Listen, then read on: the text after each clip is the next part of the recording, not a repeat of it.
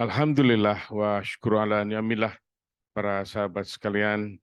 Ini malam yang harus didahulukan memang syukur kita karena tidak semua orang di malam hari ini ada di dalam khalaqah dzikir atau khalaqah ilmu pengetahuan yang Nabi menyebutnya khalaqah dzikir itu adalah raudhah min riyadil jannah, salah satu di antara taman-taman surgawi yang di dalamnya maka malaikah mentautkan sayapnya sampai ke surga. Ada yang menyebutnya sampai ke aras katanya. Betapa beruntungnya di malam ini adalah kita yang ada di sini.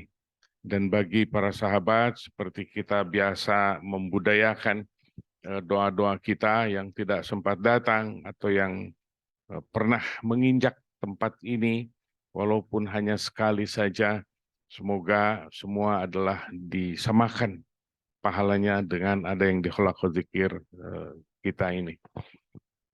Para sahabat sekalian, yang diceritakan di dalam kitab Ihya Ulumuddin tadi, begitulah awalan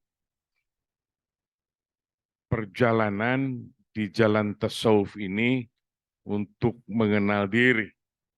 Maka betapa kalau ditulis, kata Syekh Imam Al-Ghazali, semoga Allah merahmati beliau, akan berjilid-jilid katanya. Memang, karena setiap satu gerakan hati saja, itu mungkin bisa satu kitab kalau dijabarkan. Belum lagi urusan tentang fisik badan kita. Jadi seseorang sempat bertanya kepada Imam Junaid, ya Syekh, katanya, apa sesungguhnya persyaratan untuk berjalan di jalan tasawuf ini? Kita sering ceritakan ini untuk mengingat-ingatnya kembali sebagai dasar-dasar, sebagai langkah-langkah awal kita, dan sebagai kesadaran.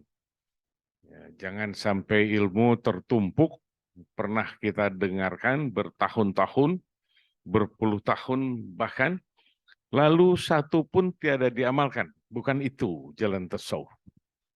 Tasawuf adalah, basicnya adalah riyadah yang kuat. Dan mujahadah. Yang di dalamnya kesabaran akan terbawa terus-menerus. Termasuk keimanan. Termasuk hujannya ilmu pengetahuan yang dibilang tadi oleh Syekh Imam Al-Ghazali itu adalah nanti kalau ditulis katanya masalah ini akan berjilid-jilid. Ya, ini tentang an-nafs. Tentang an-nafs. Kembali seorang salik yang bertanya kepada Imam Junaid. Kata Imam Junaid, syaratnya mempunyai fisik yang kuat. Ini adalah fisik yang kuat. Karena di dalamnya banyak salat malam. Di dalamnya juga ada berpuasa. Di dalamnya ada uzlah, saat uzlah atau khalwat kita memisahkan diri, entah dibimbing. Di dalam khalwat itu ada yang 10 hari, 20 hari, dan 40 hari. Tidak ada yang 30 hari. 10, 20, dan 40 hari. Di bawah pengawasan seorang mursyid, dan termasuk mursyidnya ikut berpuasa, khalwat, berbarengan bersama-sama. Ada juga yang tidak, tapi kebanyakan ikut. Kalau itu ada 2 grup, 3 grup, yang sekian puluh, terus ikut biasanya, itu mursyidnya itu. Karena itu adalah insya Allah pekerjaannya. Semoga Allah memberikan kegagahan kepada kita di dalam perjalanan ini. Lalu salik tadi bertanya lagi, Syekh, kalau tidak tidak kita miliki badan yang kuat itu, apa gerangan? Kata saya, punya mata yang memandang. Kalau itu tidak punya telinga yang mendengar paling tidak. Kalau tidak dimiliki lagi, lidah yang petah. Oh begitu saya. Ya, kalau itu tidak dimiliki lagi, katanya segalanya itu yang tadi, berdoalah engkau kepada Allah Subhanahu wa Ta'ala agar cepat mati saja. Karena hidup di alam semesta ini langkah demi langkah adalah dosa-dosa. Semuanya adalah diberangus oleh an-nafs tadi. Tadi saya dengarkan, semuanya itu masih ada di dalam gerakan nafsul imarah. Naik sedikit ada kepada lau'amah tetapi kemudian turun lagi ke dalam nafsul imarah. Yang di dalamnya penuh dengan kejahatan. Judulnya sebuah keinginan yang ditunggangi dengan kejahatan. Syahwat di dalamnya. Kegembiraan, hura-hura. Kejahatan-kejahatan. Ingin menguasai. Wah, itu macam-macam. Jadi masih tetap ada di dalam golongan nafsul imarah. Yang paling dasar atau sifat manusia pada dasarnya. Salah satu sifat nafsul imarah diterangkan tadi. Sesungguhnya semua bergerak sampai nafsul kamilah pun tetap seperti itu, sekalipun kesempurnaannya sudah sangat tinggi itu. Sudah ma'rifah. Akan tetapi zahiran wa batinan tetap bermain karena selama pejalan ini masih hidup. Kita lihat yang jahatnya dulu. Suka kurang disadari dan meninggalkan sebuah perdosaan yang sangat sulit kita memohon ampunan. Ini sudah saya pernah bicarakan juga. Kita sedang berada di jalan. Kita memakai kendaraan. Ada yang menjengkelkan di jalan. Dia tidak kita kenal, orang selewatan di jalan. Tidak kenal. Lalu kita entah pakai isyarat, entah kita menghardiknya dengan kegagahan atau keberanian kita atau apa. Lalu dia nengok juga kepada kita dengan muka yang tidak nyaman, tidak cocok dengan dalam hati kita. Ini zahiran ini. Tidak cocok. Dia nengok, melotot, lalu dia keluarkan lewat salah satu tentara hatinya itu. Jawarih, salah satunya adalah lisan. Lalu dia mengeluarkan sebuah kata-kata sambil melotot melihat kepada kita, mohon maaf saya menyebutkan misalnya, monyet kamu. Bagi yang disebut, dihardik oleh dia, itu tersimpan di dalam batinan kita. Oh, kata saya aku harus bersabar kalau yang seperti itu. Ya, saya sebutkan tadi. Sabar sudah mulai ikut campur. Itu adalah batinan.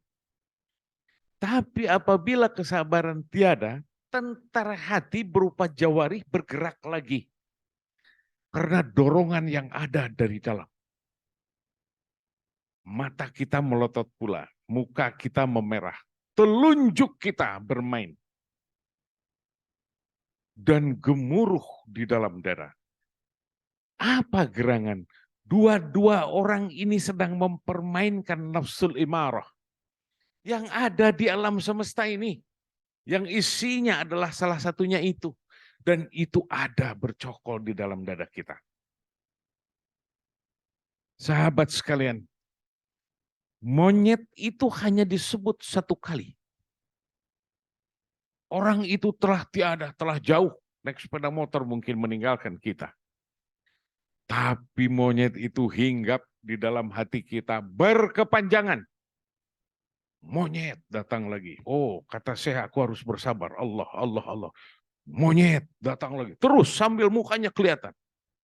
Itulah sifat an-nafs, itu seperti itu. Diulang-ulanginya lagi. Syaitan tuh begitu. Ikut campur di dalam, tunggang di dalam an-nafs ini. Menunggangi batiniah kita, mengejawantah di dalam jawarih kita, badaniah kita, gerak-gerak badaniah kita. Dan semua yang kita lihat, manusia yang sedang diliputi nafsul imarah tadi, tidak ada orang yang senang melihat orang yang sedang marah-marah gitu. Oh, aku senang sama dia. Tidak ada. Buruk dia di alam semesta ini. Bumi mengutuk kita. Ini makhluk kita yang kita injak. Karena salah satu anasir adalah unsur bumi yang ada di dalam diri kita. Dia tidak ridho dibawa amarahnya bermain. Kata bumi, ya Allah, dia congkak di atas perutku. Tuh. Orang itu mempermainkan segalanya yang ada di alam semesta ini. Dan tidak mengingat engkau, ya Allah. Tidak ada orang lagi marah, Allah, Allah, Allah. Tidak. Dia mainkan apa yang ada. Zahiran wa batinan. Sempurna dia penduduk bumi sejati. Ini dia nafsu limarah.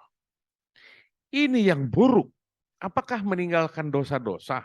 Kita tidak kenal dengan orang yang tadi. Bagaimana cara minta maafnya kalau orang yang tadi itu tersakiti hatinya? Mungkin kita yang mengaji, ya Allah ampuni aku. Seperti tadi mungkin Ustadz Hakim juga bicara semua. Ada Pak Fahmi bicara. Ya Allah, orang yang pernah berbuat baik kepada kita. Orang yang pernah kita sakiti hatinya. Termasuk orang yang menyakiti kita. Ya Allah, ampuni. Ya, kalau sedang mengaji. Kalau dia tidak mengaji, itu amal kita terbawa-bawa. Digenggam oleh malaikat, dicatat dan diperlihatkan kepada Allah Subhanahu wa Ta'ala. Nanti kita akan menemuinya di akhirat. Tidak kita sadari berapa amarah gerangan di usia yang sedang kita sandang ini. Berapa kejahatan yang pernah kita lakukan. Berapa manusia tertipu karena syahwat kita ingin menguasai. Berapa orang yang tersakiti hatinya. Lalu kita hanya mengingat-ingat kalau kita adalah ahli sholat. Kalau kita adalah ahli zikir. Seolah-olah sudah suci. Syaitan ikut campur lagi. Engkau suci katanya, engkau zikir terus, engkau sholat terus. Hebat engkau. Terus, zahiran wabatinan. Di alam kebaikan, sajat seperti itu tetap syaitan menggodanya. Agar kita terlupakan. Agar jadi hijab kepada Allah Subhanahu wa Ta'ala. Bagaimana dengan sholat kita? Diaku oleh kita bahwa sholat kita hebat. Oh, kita sering ini. Yang diingat-ingat oleh kita, datang dari batiniah kita. Kalau sholat ini, pahalanya seperti ini. Kalau sholat begitu, membaca ini, semua yang diingat adalah pahala, pahala, pahala. Bukan hijab-hijab. Tasawuf adalah meneliti yang hijab-hijab ini. Pahala cukup untuk diketahui. Engkau lupa pun akan pahala itu. Allah tidak akan lupa tentang pahala-pahala itu. Akan diberikan kepada kita. Mengapa segala amal kita tidak serahkan saja kepada Allah Ta'ala? Mengaku ahli sholat. Wudhu saja. Toharoh saja. Untuk menghadap Allah Subhanahu wa Ta'ala. Bersuci, bertoharoh. Karena akan menghadap kepada yang maha suci. Aku bersuci terlebih dahulu. Karena jawarih ini dipermainkan oleh syaitan. Ada melotot. Ada membasuh rambut. Yang sebanyak rambut kita itu. yang ada di kepala kita itu, kilah-kilah berbagai macam keburukan-keburukan dan kilah-kilah kita. Angan-angan, ujubria, sum'ah, takabur. Itu judul-judul terbesar saja. Ada yang tidak terasa.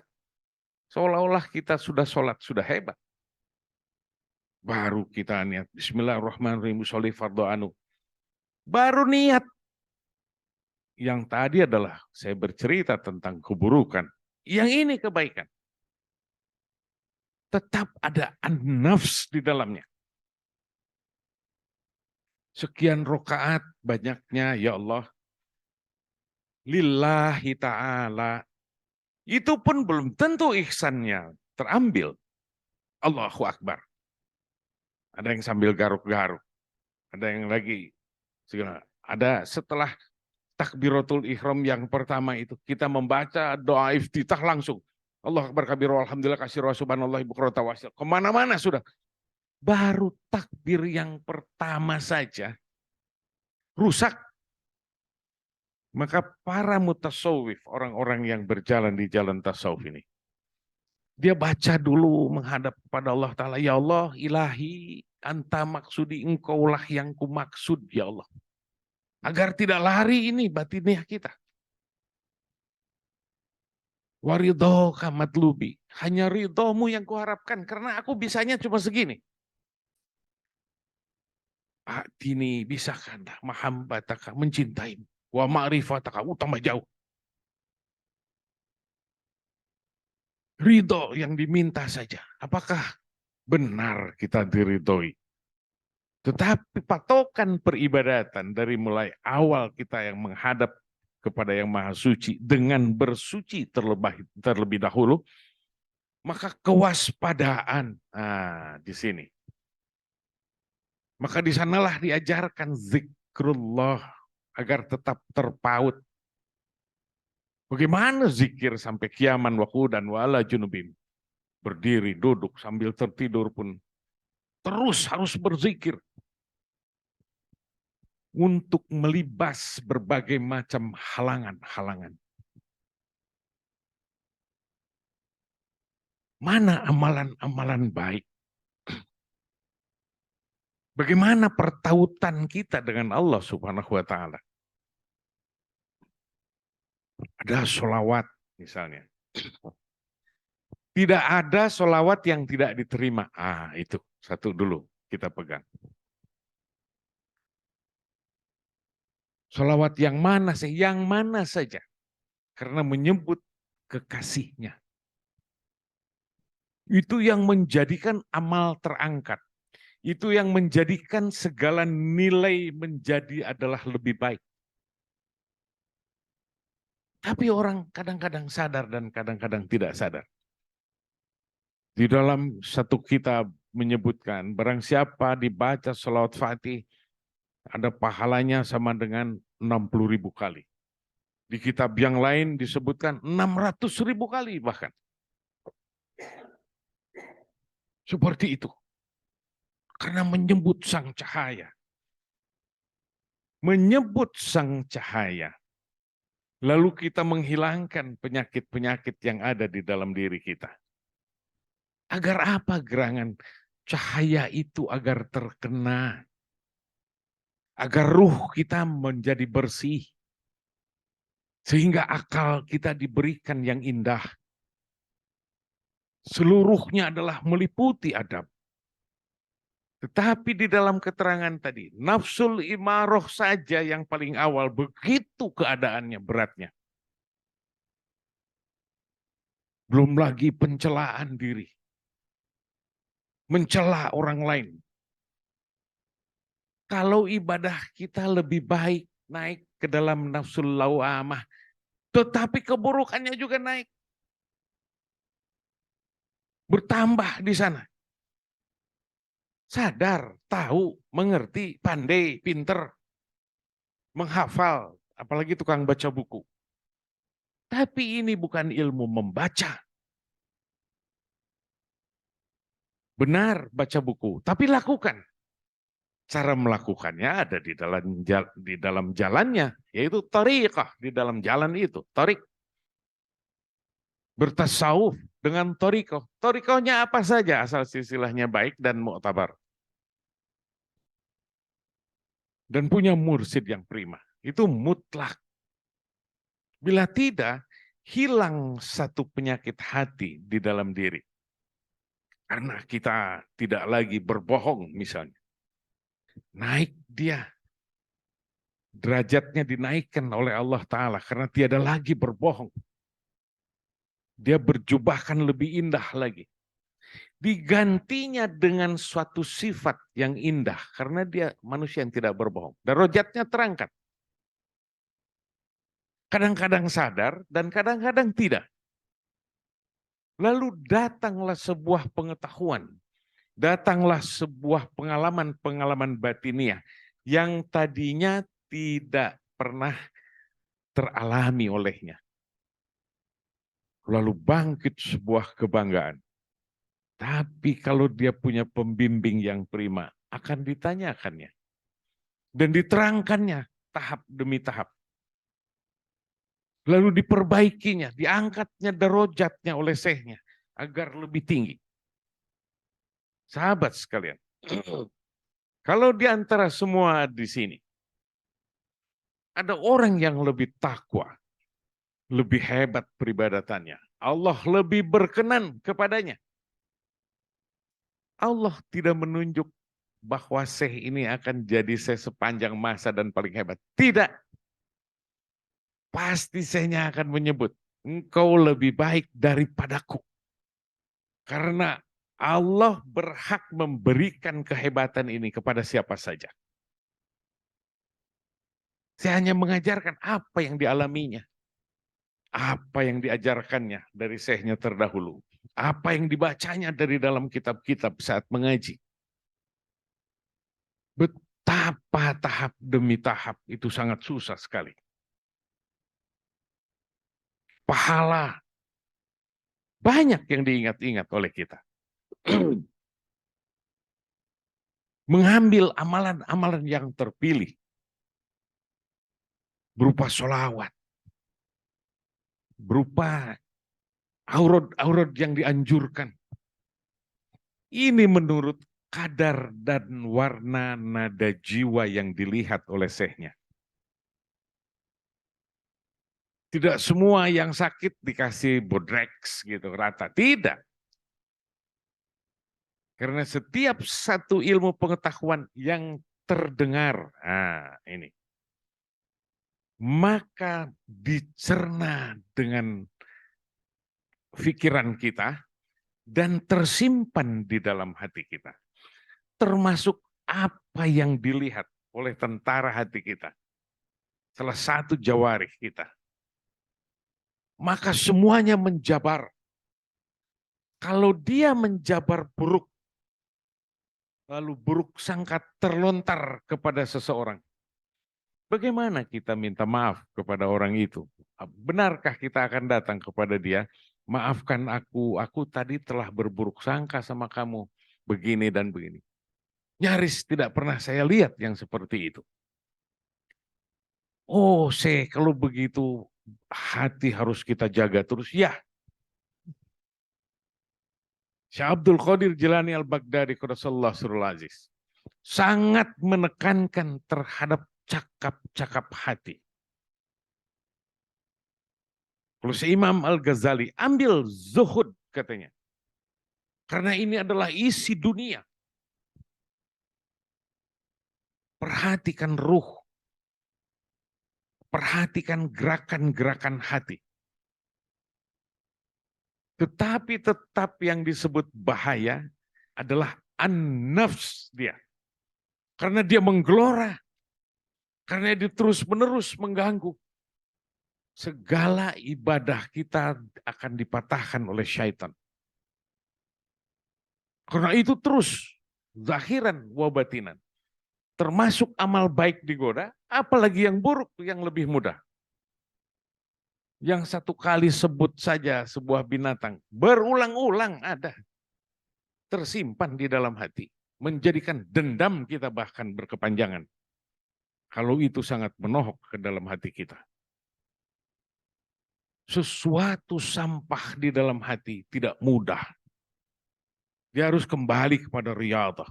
Dia harus kembali kepada mujahadah melawan hawa nafsu. Memperbanyak peribadatan. Peribadatan juga atas petunjuknya. Karena di dalam kebaikan juga ada nafsu. Oh, aku dengar para sholatnya puluhan kali salam, ada yang ratusan salam.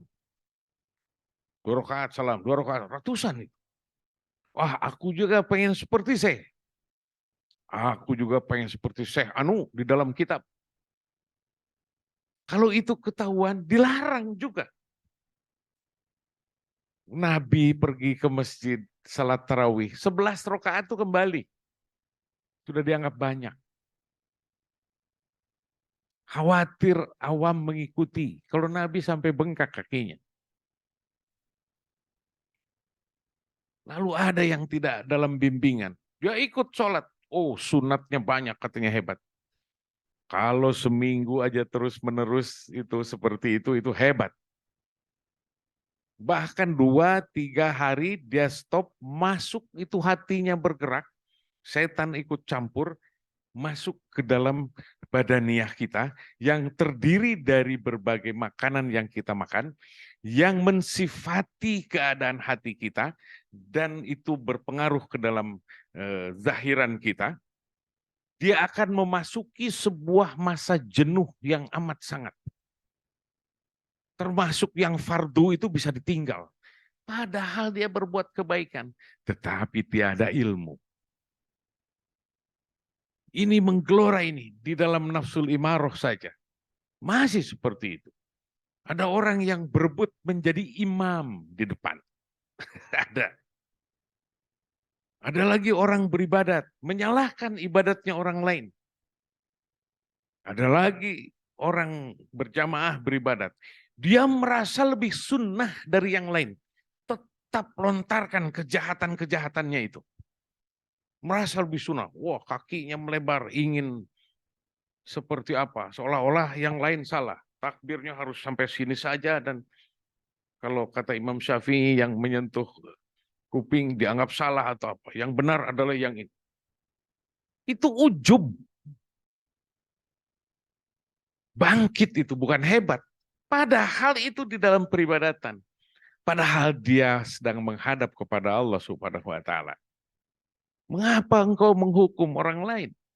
Salat orang lain, ibadah orang lain, dan engkau menjadi wasit, jadi Tuhan. Hati-hati. Di setiap langkah kita, ini saya gemar menerangkan di dalam nafsul imaroh itu karena terlalu banyak kalau dijabarkan di dalam nafsul imaroh, tapi saya akan tetap gemar memberitakannya karena sangat terasa di dalam kehidupan ini. Yang melewati jawarih saja sangat menumpuk berbagai macam pengetahuan. Ada rasa, ada fikir, ada gerakan-gerakan hati, ada rontaan-rontaan, ada kejenuhan, ada kemalasan di dalam peribadatan. Sebentar ada semangat, tapi agak sembarangan. Lalu kita tidak pernah memohon ampun kepada Allah Ta'ala. Ada sebuah kegembiraan, tapi tidak terlihat oleh kita. Oh, aku makan dulu ya, duduk di meja makan. Ini salah satu kebodohan kita. Maka nafsul imaroh ini ada judulnya bodoh di dalamnya. Saya makan dulu ya. Ambil, makan. Ada yang tidak bismillah. Ada juga yang bismillah. Tapi bismillahnya sebagai syarat saja. Tidak ingat kepada Allah Ta'ala dan selewatan. Bismillahirrahmanirrahim. Ada. Adakah yang tertinggal? Banyak. Saat engkau jalan dari tempat dudukmu, pergi ke tempat meja makan itu, atau engkau memilih sebuah restoran dari rumahmu, mengapa engkau tidak syukuri? Dan biayanya ada engkau untuk membeli. Mengapa engkau tidak syukuri? Engkau bisa sampai ke sebuah restoran atau di rumahmu dari depan ke ruang makan. Mengapa engkau tidak syukuri? Engkau melihat bahwa makanan itu ada, engkau tidak syukuri juga. Dan engkau sangat bisa memakannya. Termasuk rasa yang kita rasakan. Kalau sudah masuk lidah ini, masuk ke dalam mulut. Manusia dengan sesendok makanan saja terbius, lupa dia semuanya kepada Allah Ta'ala. Betapa rendahnya manusia itu. Betapa hinanya manusia. Sesendok makan yang Allah berikan. Tidak ada di dalam kunyahan dia berzikir. Karena enak ya, atau apa. Inilah dia. Saya memberi judul dan para masyaikh yang lain pasti memberi judul itu. Bodoh. Kata siapa hebat? Kata siapa pandai? Pantaskah kita mengaku-ngaku orang yang hebat? Pantaskah kita ingin dipuji oleh orang lain? Padahal seluruhnya Allah Ta'ala yang membuat dan yang memiliki. Alam yang terasa, alam yang zahiran, alam yang lebih halus lagi daripada itu. Rahasia-rahasia ilmu pengetahuan. Apabila ilmu tasawuf ini dijalankan di dalam thariqah ini. Mungkin saya juga takut terlalu panjang juga menerangkan ini. Jadi kita sudahi saja.